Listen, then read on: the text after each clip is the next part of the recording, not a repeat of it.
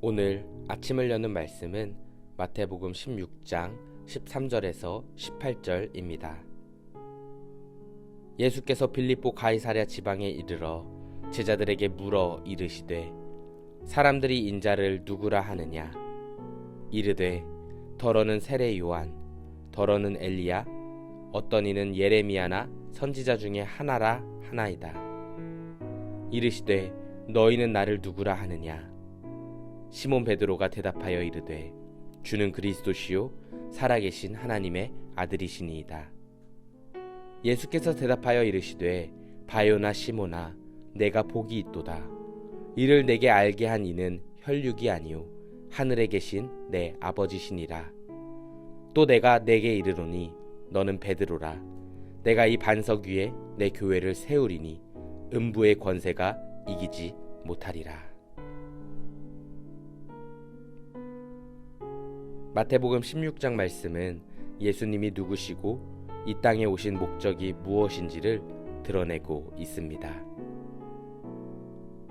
우리의 신앙은 모두 한 하나님께로 향합니다. 우리가 예배하고 기도하며 바라보는 분도 같은 하나님 한 분입니다. 하지만 우리가 같은 하나님을 믿고 예배하더라도 그분을 생각하고 바라보는 방식은 각기 다른 경우가 많습니다. 어떤 사람은 하나님을 생각할 때 사랑이 먼저 떠오를 수 있고 어떤 사람은 전능하심이 먼저 떠오를 수 있으며 누구는 공의로우심이 먼저 생각날 수도 있습니다. 사실 유한한 인간이 영원하시고 우리의 창조주 되시는 하나님을 온전히 인식한다는 것은 불가능한 일입니다. 그래서 인간이 하나님을 아는 것은 마치 맹인이 손을 더듬어 코끼리를 온전히 인식하려는 것과 같다고 말하곤 합니다. 코끼리의 다리를 더듬은 맹인은 기둥으로, 배를 만진 맹인은 천정으로, 등을 쓰다듬은 맹인은 코끼리를 벽으로 각각 인식하듯 우리가 만나고 경험하게 되는 하나님은 그분의 일부분인 경우가 더 많다는 것입니다. 그럼에도 불구하고 우리는 우리가 믿는 삼위일체 하나님이 누구신지 끊임없이 알고자 노력해야 합니다. 그래야 우리의 믿음이 성숙해지기 때문입니다. 우리가 하나님을 온전히 알아가는 데 있어 그 기준은 무엇이 되어야 할까요? 오직 성경만이 우리의 유일한 기준이 되어야 합니다. 그런 의미에서 오늘 본문 13절 말씀을 보시면 예수님께서 제자들에게 사람들이 자신을 가리켜 뭐라고 부르는지를 물어보고 있습니다. 제자들은 더러는 세례 요한이라 하고 엘리야나 예레미야와 같은 자라고도 말한다고 대답합니다.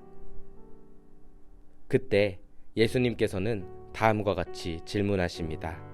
그러면 너희는 나를 누구라 하느냐? 이때 베드로가 다음과 같이 대답합니다. 16절 말씀입니다.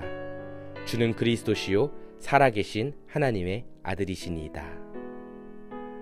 사랑하는 성도 여러분, 예수님께서는 이 고백이 베드로에게서 비롯된 것이 아니라 하나님께로부터 주어진 고백이라고 말씀하시며 이 16절의 고백이 진리이고 진실임을 밝히십니다. 그리고 이 신앙 고백 위에 교회를 세우겠다고도 말씀하십니다.